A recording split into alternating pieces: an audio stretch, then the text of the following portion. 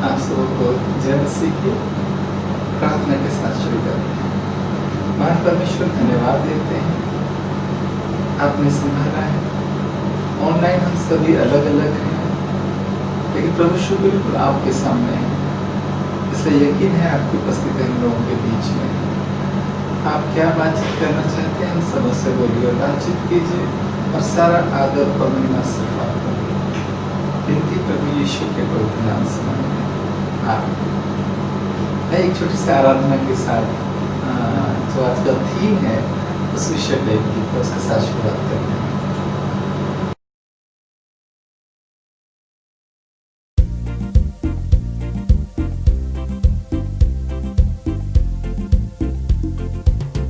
यीशु बुलाता तुम्हें, यीशु के पास आ जाओ। परिश्रम करने वालों, बोझ से दबे हो। यीशु बुलाता तुम्हें, यीशु के पास आ जाओ। परिश्रम करने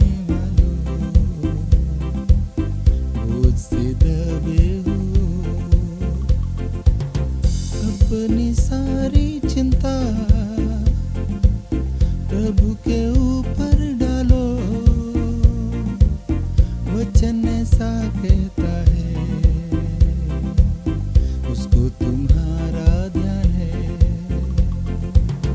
अपनी सारी चिंता प्रभु के ऊपर डालो।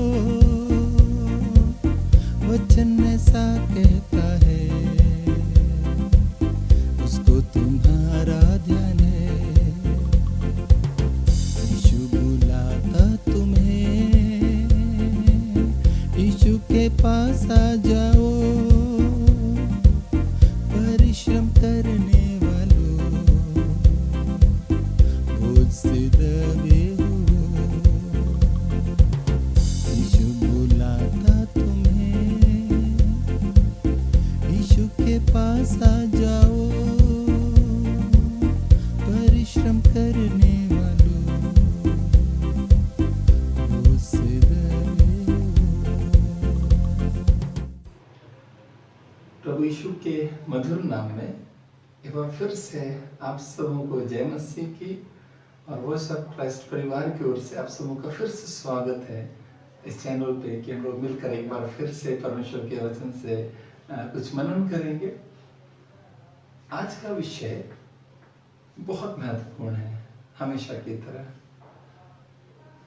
आज का विषय है कि कोई बात या कोई विषय जो हमें बड़ा महत्वपूर्ण लगता है, हो सकता है उतना महत्वपूर्ण ना हो, लेकिन कोई बात या कोई विषय परमेश्वर की दृष्टि में बहुत महत्वपूर्ण है तो जरूर महत्वपूर्ण होगा।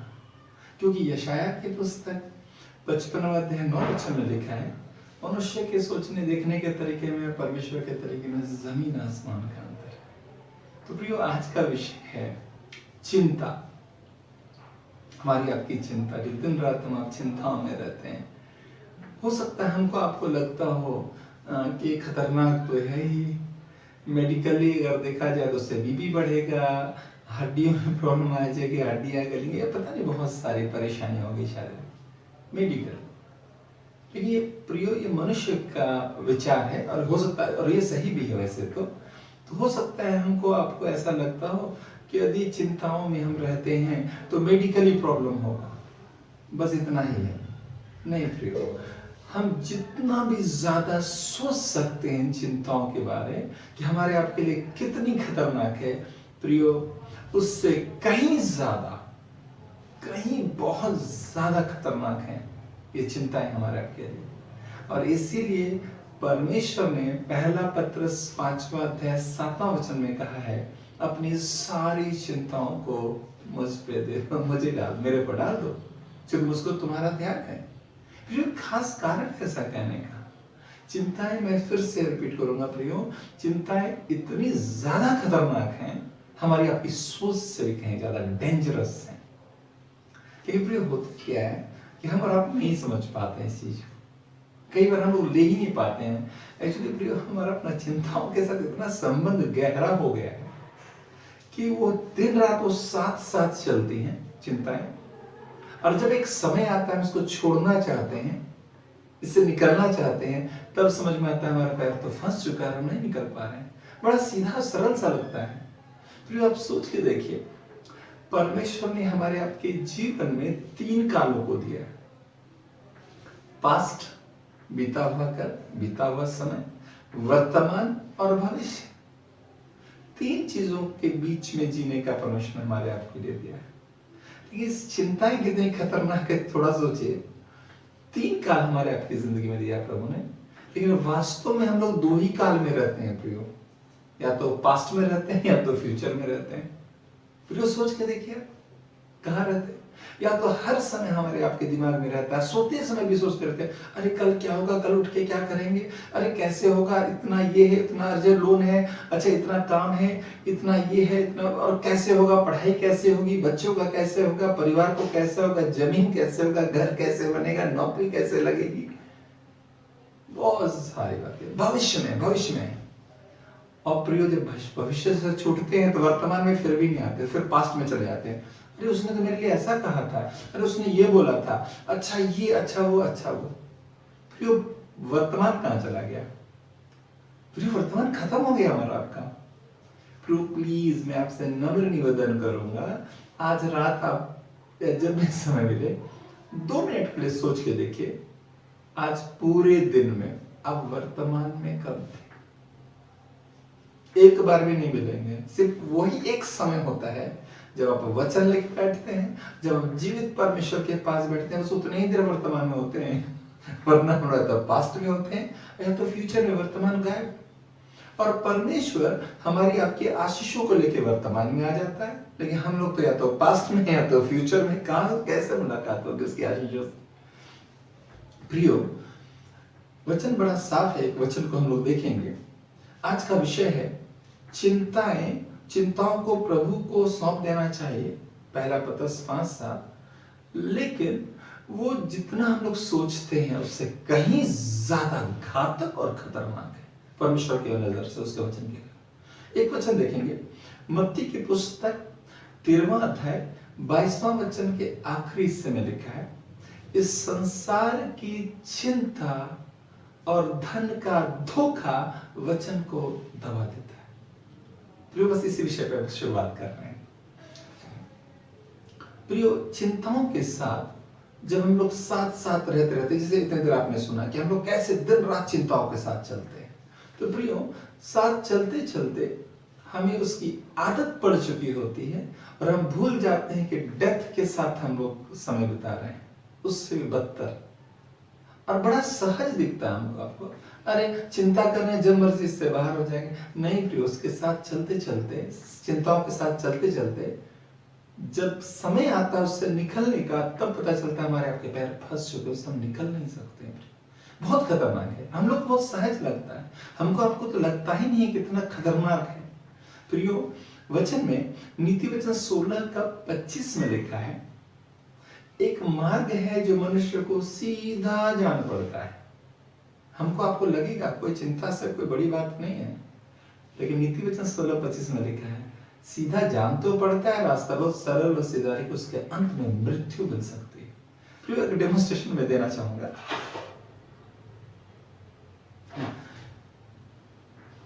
प्रियो, एक मार्ग है जो सीधा तो जान पड़ता है, लेकिन उसके अंत में मृत्यु मिल सकती है, ऐसा लिखा है। ये प्रियो है हम और आप हैं, और ये फीता जो है ये चिंताएं हैं, जो लगता है तो आसानी से निकल जाएंगे, लेकिन देखिए ये क्या हो गया, आप समझ रहे, गांठ है, पूरी गांठ, देखिए खोलना पड़ेगा इसको।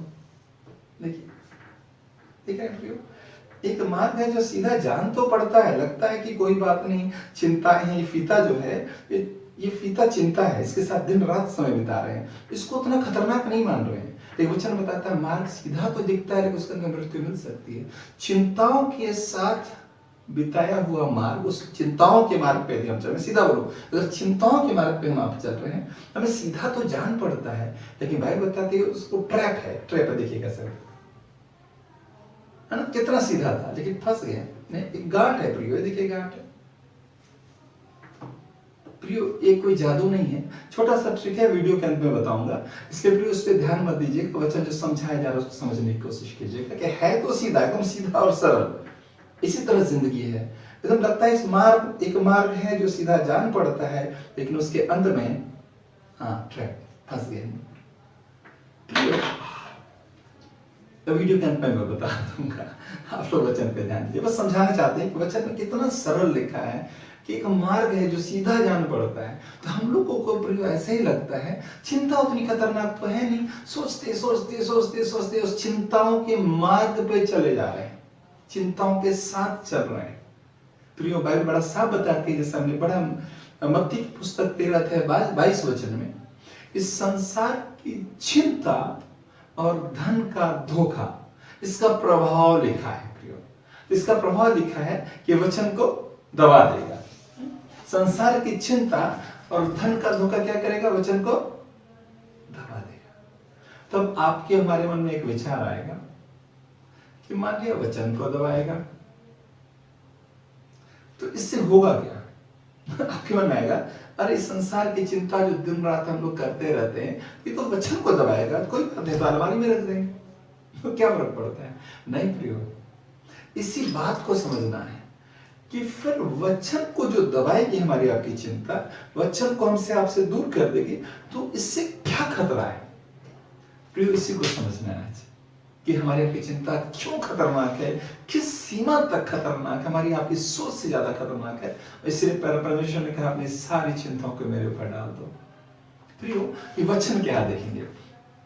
यूहन्ना की पुस्तक 6 अध्याय 63वां वचन में लिखा है, जो बातें मैंने तुमसे कही हैं वो आत्मा है। वो क्या है? आत्मा है। और दूसरा जीवन है। वचन क्या है? आत्मा है और जीवन है। तो इन चिंताओं की वजह से पहली बात क्या होने वाली है? आपकी हमारी चिंताएं जो वचन को हमसे आपसे दूर कर देगी, बीच में पर्दा आ जाएगा, दबा देगी, तो ये क्या चीज है हमारे आपके जीवन के लिए? आत्मा है और जीवन है। तो यानी सबसे पहले परमेश्वर के आत्मा से दूरी हो गई, परमेश्वर के आत्मा से दूरी हो गई, अलग हो गया चिंताओं के माध्यम से। क्योंकि वचन आत्मा है, वचन से दूरी हो गई, वचन को दबा देगी चिंता। और दूसरा ये जीवन है, जो बातें मैंने तुमसे कही वो आत्मा तो है ही, लेकिन साथ में जीवन है। प्रियो, हमारी आपकी चिंताएं हमारे आपके जीवन को हमसे आपसे दूर कर देगी लिखा, वचन नहीं प्रियो, ये जिंदगी है हमारे आपकी, हमारे जीवन को दबा देगी चिंता। बाइबल ऐसा कहती है। नेक्स्ट एक और वचन देखेंगे, नीति वचन 7:2 में लिखा है, मेरी आज्ञाओं को मान, इससे तू जीवित रहेगा, इसके कारण जिंदा रहेगा।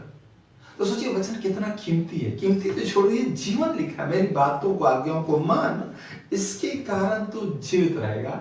और जिसके कारण प्रियो हमको आपको जिंदा रहना है, जिसके कारण, जिस वचन के कारण इस संसार की चिंता और धन का धोखा, इसी वचन को जो हमारे आपके लिए जिंदगी है, इसको हमसे आपसे दूर कर दे। आप सोच रहे हैं सिर्फ मेडिकली समस्या नहीं है, हमारे आपकी पूरी जिंदगी को खत्म कर दे रही है, पूरी जिंदगी तबाह बर्बाद खत्म। जो बातें मैंने बड़ा सा साफ लिखा है, मेरी आज्ञाओं को मान, इसके कारण, आज्ञा मतलब परमेश्वर के वचन को मान, इस वचन को, इसके कारण जिंदा रहेगा। और एक वचन नहमाया 9:29 में लिखा है, तेरे नियम, परमेश्वर का वचन, जिनको यदि मनुष्य माने, तेरे नियम, तो उसके कारण जिंदा रहेगा, इसके कारण जिंदा रहेगा। तो जिसके कारण हमको आपको जिंदा रहना है, जहां से जिंदगी मिल रही है, इस संसार की चिंता और धन का धोखा हमारे आपकी जिंदगी को हमसे आपसे दूर कर देता है। आप समझ रहे कितना खतरनाक है? जिंदगी खत्म हो जा रही है और परमेश्वर का आत्मा भी अलग हो जा रहा है, हम लोग अलग कर दे रहे हैं। आप समझ रहे हैं प्रियो, चिंता कितनी खतरनाक है? दूसरी एक और वचन, बड़ा प्यारा वचन है, प्रेरितों के काम 3:15, यहां लिखा है, और तुमने विश्वास जीवन के कर्ता को मार डाला। तुमने जीवन के कर्ता यानी प्रभु यीशु को जीवन का कर्ता बताया गया, जो जिंदगी को बना देता, जीवन को जन्म देता, बनाता, उसको मार डाला। इसका अर्थ क्या है यूहन्ना की पुस्तक पहला अध्याय पहला वचन में देखते हैं, पहला दूसरा तीसरा और 14 वचन में, आदि में वचन था, वचन परमेश्वर के साथ था, वचन परमेश्वर था, और लिखा वचन ने देह धारण किया, यानी प्रभु यीशु। तो प्रभु यीशु जीवन का कर्ता, और प्रभु यीशु का किससे तुलना की जा रही है? वचन से। को वचन था, तो यानी जीवन का कर्ता क्या है? परमेश्वर का वचन। तो जो जीवन का कर्ता है हमारे आपके लिए प्रियो, हमारे आपके जो चिंताएं हैं, जो हम और आप खुद ला के रखते हैं यहाँ पे, वो हमारी आपकी सोच से कहीं ज्यादा खतरनाक है, क्योंकि हमारी आपकी जिंदगी को ही छीन लेती है, कर देती है, सोर्स ऑफ लाइफ को अलग कर दिया। आप समझ रहे हैं प्रियो? बस यही छोटा सा वचन रखना है प्रियो। ज्यादातर हम आप सुबह से लेकर रात तक, दिन रात हम आप चिंताओं के साथ समय बिताते हैं प्रियो, उसको छोड़ दीजिए। सीरियसली बताओ, आप जितना खतरनाक सोच रहे हैं प्रियो, उससे कहीं ज्यादा खतरनाक है, ये मौत के समान है, क्योंकि वो हमारी आपकी जिंदगी जो परमेश्वर का वचन है लिखा, उसको दबा देता है। हालेलुया प्रियो। एक और वचन है भजन संहिता 107 का 20वां वचन, यहां लिखा है, वह अपने वचन के द्वारा उनको चंगा करता। अब देखिए, वचन ना सिर्फ जीवन है, जिंदा रहने की अवस्था में चंगाई का कारण है। वचन के कारण जिंदा है, जिंदा रहने में ही। तो देखिए, मुर्दों की बीमारी तो होती नहीं है ना, मुर्दों को क्या बीमारी हो? कोरोना मुर्दे को थोड़े हो गया। अब हम जिंदा हैं, अब हमारे जीवन में बीमारी आ रही, तो लिखा है वचन के द्वारा वो चंगा करता है। प्रियो, ये चंगाई का सोर्स है, चंगाई का कारण है। और इस संसार की चिंता और धन का धोखा इस चंगाई का जो सोर्स है, जिसके द्वारा चंगाई मिलनी है, इसी को दूर कर दिया। क्यों नहीं बीमार होंगे? चंगाई तो साधा नहीं छीन गया, ये चंगाई को कौन छीन रहा है? सोर्स ऑफ चंगाई को कौन छीन रहा है? संसार की चिंता और धन का धोखा वचन को दबा देता है, जो कि भजन संहिता 107:20 के अनुसार हमारा चंगा करने का कारण है। चंगा के कारण ही हमसे आपसे दूर हो गया, चिंता के कारण प्रिय। और दूसरा बड़ा अच्छा लिखा है इसी वचन में, चंगा करता और जिस गड्ढे में वे पड़े हैं उससे निकाल देता है। प्रियो, पता है जिस गड्ढे में पड़े हैं उस गड्ढे से कौन निकाल रहा है प्रियो? वचन। हो सकता है हम और आप पारिवारिक बहुत बड़ी चिंताओं रूपी गड्ढे में हो, बहुत बड़ी निराशा, डिप्रेशन के गड्ढे में पड़े हो, बहुत बड़े कर्ज के गड्ढे में पड़े हो, बहुत बड़े उलझन में फंस गए, डार्क गड्ढे में फंसे हुए। किसी प्रकार का गड्ढा क्यों ना हो, यहाँ भजन संहिता 107:20 में लिखा है, वो वचन के द्वारा हम आप किसी में गड्ढे में क्यों नहीं पड़े, गड्ढे में क्यों नहीं पड़ो, उससे वो बड़े आसान से निकालेगा।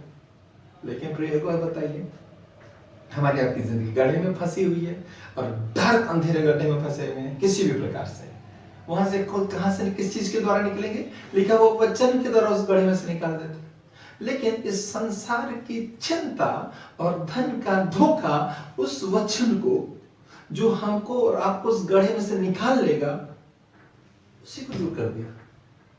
हम कैसे निकलेंगे प्रियो? अब समझ रहे हैं इसका महत्व क्या है वचन का?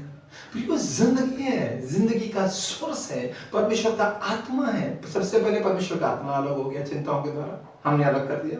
दूसरा, ये जीवन है, वो अलग हो गया। ये चंगाई का साधन है, इसके द्वारा वो चंगा करता लिखा है, वो खत्म हो गया। और जिस गड्ढे में पड़े हैं उससे परमेश्वर के वचन के द्वारा निकाला जाता है, तो निकालने का साधन खत्म हो गया। अब प्रियो, आप सोचिए कितनी खतरनाक स्थिति में होता है। और इब्रानी की पत्री 4:12 में लिखा है, His word is living. His word is, उसका वचन ही जीवित है। और एक वचन बड़ा अच्छा लिखा है, व्यवस्था विवरण 30:20 में लिखे, आपने परमेश्वर यहोवा से प्रेम रखो, उसकी आज्ञाओं ने वचन को, उसको मानो, उसका पालन करो। बड़ा अच्छा लिखा है, उससे लिपटे रहो।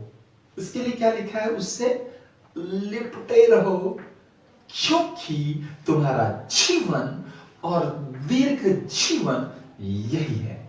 आप समझे, बड़ा अच्छा लिखा है, क्योंकि तुम्हारा, इससे लिपटे रहो लिखा है परमेश्वर का वचन से, क्योंकि तुम्हारा जीवन और तुम्हारा लंबी आयु यही है। और जो हमारा आपका जीवन है प्रियो, जो लंबी आयु है, इस संसार की चिंता, मत्ती की पुस्तक 13:22 के अनुसार संसार की चिंता जिसके साथ हम आप लगातार चलते रहते हैं, वो इतनी खतरनाक है कि जो हमारा आपका जीवन है, दीर्घ जीवन है, जिससे लिपटे रहना है, लिखा उसको दबा देगा, हमसे आपसे दूर कर देगा।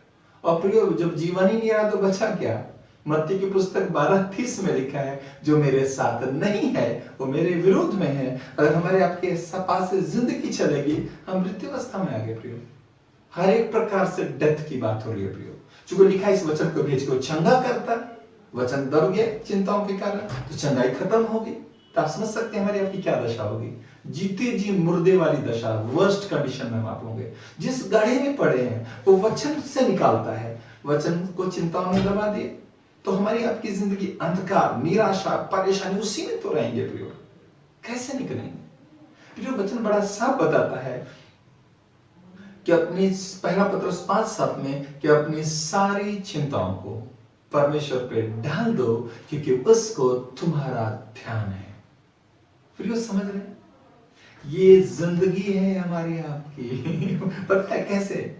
जब आदम को परमेश्वर ने बनाया था प्रियो, वो मिट्टी था, मिट्टी का पुतला, डेड एकदम। लिखा उसके नथुनों में जीवन का श्वास उसने फूंक दिया और आदम जीवता प्राणी बन गया।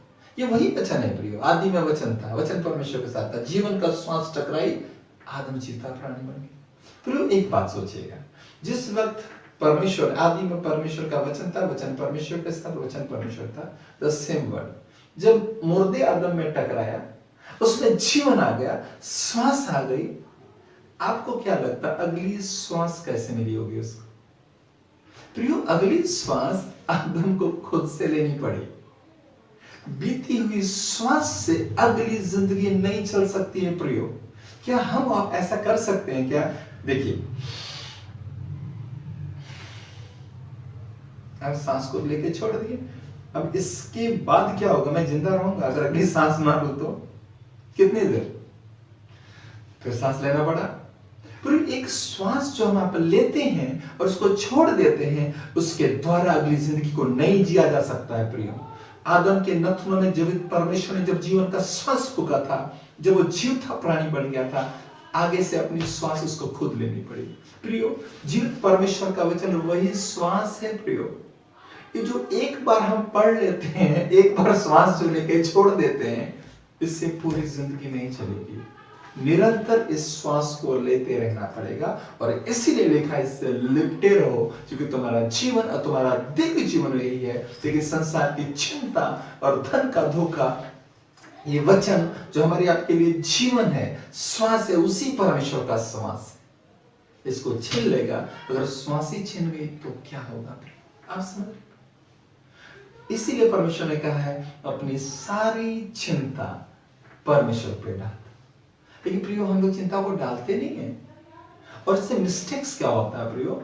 चिंता नहीं डालने पे कुछ गलतियां मेजर करते हैं। जैसे अक्सर हम प्रार्थना करते हैं, प्रभु तूने कहा था अपनी चिंताओं को मेरे ऊपर डालो। प्रभु, हम 1 महीने से प्रार्थना कर रहे हैं, 1 साल से प्रार्थना कर रहे हैं, चिंताओं को आपको सौंप चुके हैं, लेकिन परमेश्वर जवाब नहीं दे रहे।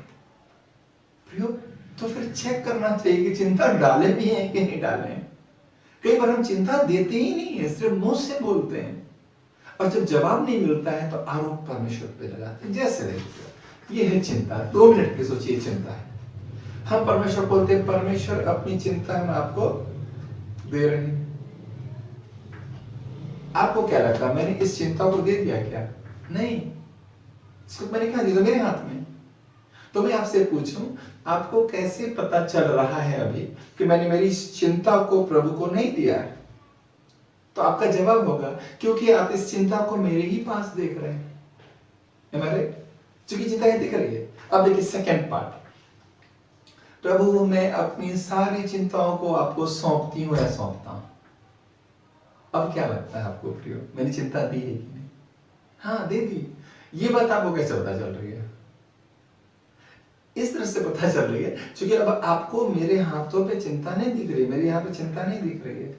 अब क्योंकि यहाँ नहीं दिख रही है, यही सबूत है कि मैंने चिंता को प्रभु को दे दिया। अब आप सोचिए, इस एंगल से सोचिए, कि जब हम और आप परमेश्वर को चिंता सौंपते तो हैं, प्रार्थना में जीवन की सारी चिंता सौंप देते हैं, लेकिन प्रियो उसके बाद भी अगर हम आप उसी चिंता के साथ रहते हैं तो प्रियो हम आप परमेश्वर से झूठ बोल रहे हैं और अपने आप को धोखा दे रहे हैं, और बाद में जब जवाब नहीं मिलता है तो परमेश्वर का आरोप लगा रहे होते हैं। आप समझ रहे प्रियो, हम बोलते हैं प्रभु अपनी चिंता आपको सौंपते हैं, लेकिन चिंता यहीं पे है प्रियो, तो कहां सौंपे, चिंता तो नहीं है।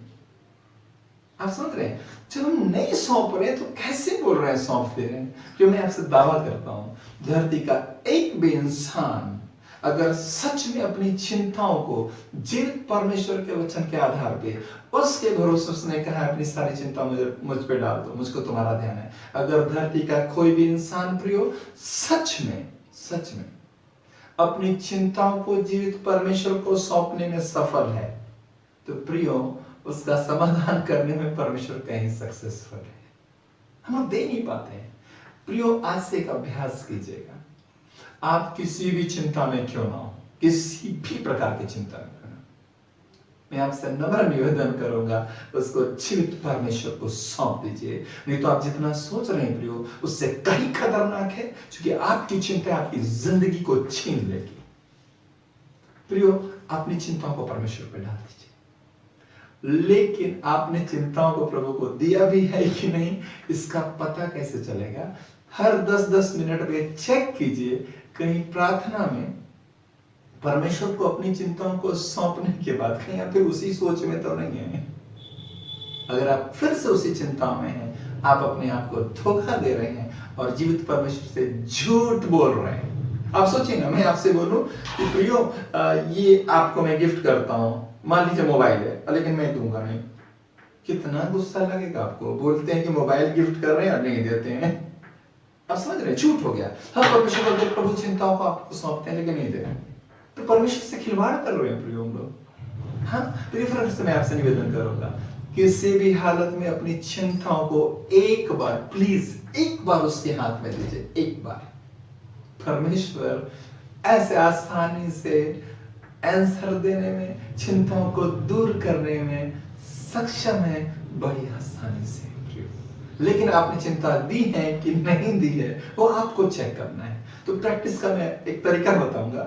रोज सुबह उठे या रात में सोते समय जब भी आप चिंताओं को प्रभु को सौंपते हैं सुबह, तो शाम तक आपको ये देखना है, प्रैक्टिस करनी है सोच में कि क्या जिन चिंताओं को आपने जीवित परमेश्वर को सौंपा था कहीं वो फिर से वही तो नहीं आ गई। अगर आ गई है तो फिर गड़बड़।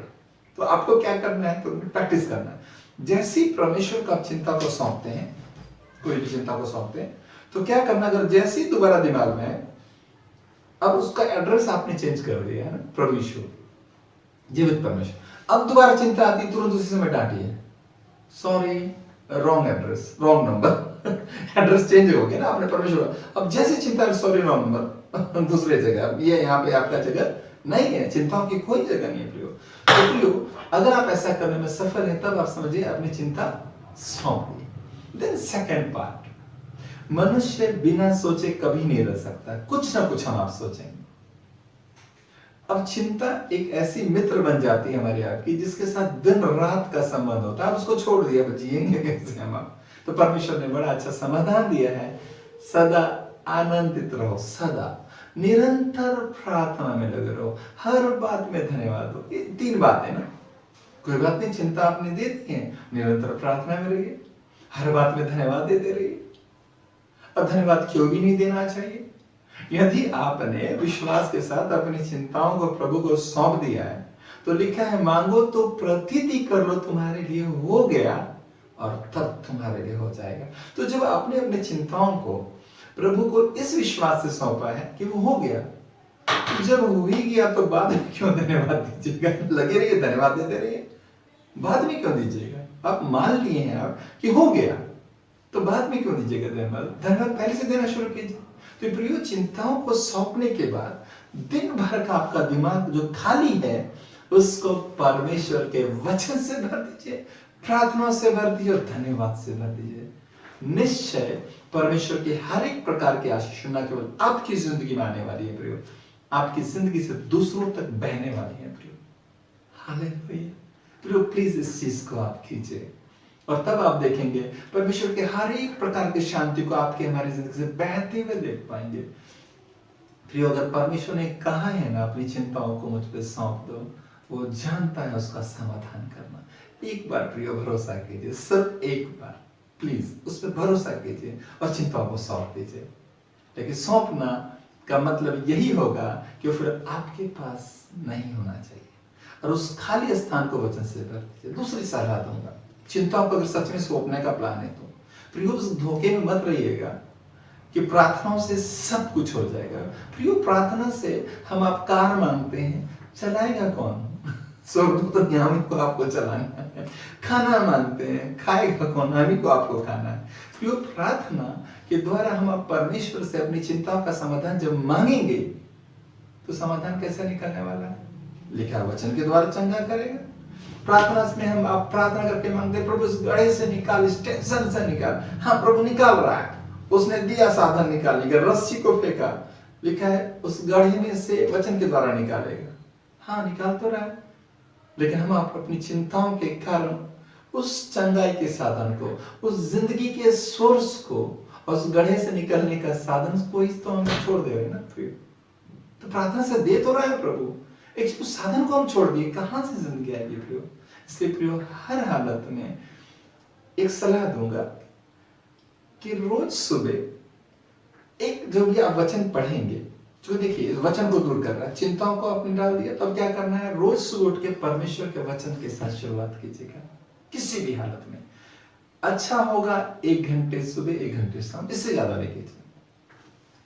और रोज सुबह 1 आवर मिनिमम अगर जो वचन आप पढ़ते हैं तो उसमें से कोई भी एक वचन जो आपको लगता है आज आपको याद करना है, तो उस दिन का अपने लिए एक होमवर्क आप ले लीजिए। चाहे आप खेतों पे काम पे जाते हैं, बिजनेस में, जॉब में, स्कूल में, किसी में भी, कोई किसी भी व्यस्तता में आप होते हो, डेली एक वर्ष लेना चाहिए। और उसको क्या कीजिए प्रियो कि शाम तक आपको उसको याद करना है। ठीक, बाई चांस शाम तक वचन नहीं याद हुआ तब भी कोई बात नहीं, एक फायदा तो हो गया। अब दिन भर जो हमारा आपका दिमाग चिंताओं में रहता था, अब वो जिंदगी के सोर्स के साथ है। जो बातें मैंने तुमसे कही वो आत्मा है। दिन भर आप वचन सोच रहे हैं, लिखा आत्मा, अब वो परमेश्वर का आत्मा। जो बातें मैंने तुमसे कही वो आत्मा भी और जीवन भी, अब जीवन के साथ दिमाग काम चल रहा है। इसी से लिपटे रहो, चूंकि तुम्हारा जीवन और दीर्घ जीवन ही है। अब जिंदगी का सोर्स यहाँ घूम रहा है। तो दिन भर अब शाम तक वचन नहीं भी याद आया तभी प्रियो कितना बड़ा अच्छा हमारी जिंदगी के लिए हो गया। अब दिन भर वो दिमाग चिंताओं के बदले जीवन के सोर्स के साथ, हिज वर्ड इज लिविंग, उसके जीवित वचन के साथ अब समय बीत रहा है। नहीं भी याद हुआ तब भी तो नेक्स्ट डे उसको फिर कोशिश कीजिए। तो प्रियो इस तरह से करना चाहिए। अपनी चिंताओं का पहले कदम में उसको सौंप देना है प्रेयर में, और दूसरा अभ्यास करना है कोई चिंताएं वापस ना आए तो इस खाली स्थान को किस चीज से भर दीजिए? परमेश्वर के वचन से। और जब वचन से भरा रहेगा चिंता को कहां जगह मिलेगी प्रियो? इसलिए प्लीज फिर से मैं रिपीट करूंगा, पहला तो चिंताओं को सौंपना है और परमेश्वर के आत्मा से मदद मांगनी है कि रोज सुबह बैठ के खूब वचन पढ़ना है और रोज एक वचन लेना है याद करने के लिए, ताकि शाम तक आपका जीवन से वचन करे। खूब धन्यवाद देना और प्रार्थना में लेन रहना है। निश्चय परमेश्वर की सामर्थ्य आशीष प्रियो आपकी हमारी जिंदगी से दूसरों तक पहुंचेगी।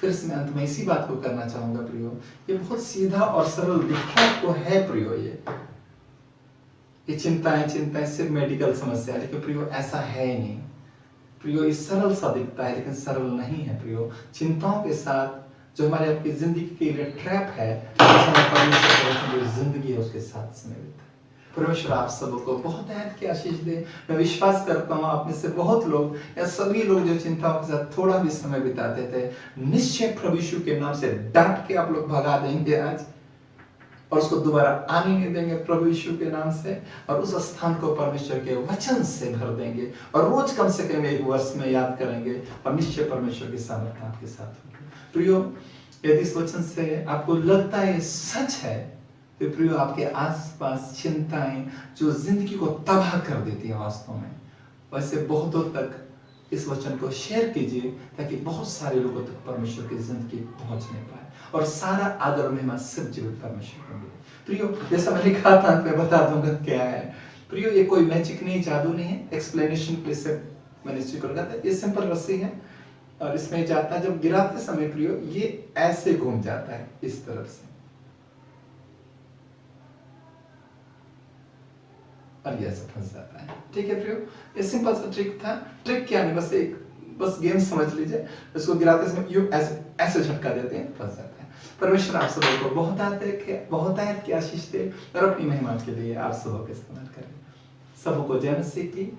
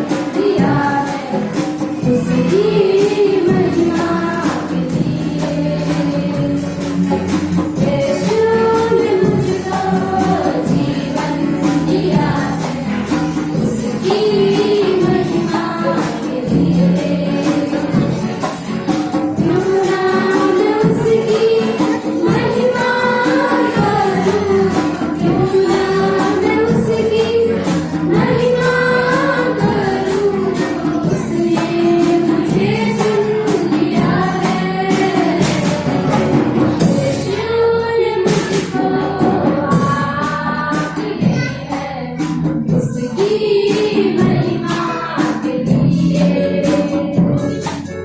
यीशु ने मुझको आग दी है उसकी महिमा के लिए क्यों ना मैं उसकी महिमा करूं क्यों ना मैं उसकी महिमा करूं उसने मुझको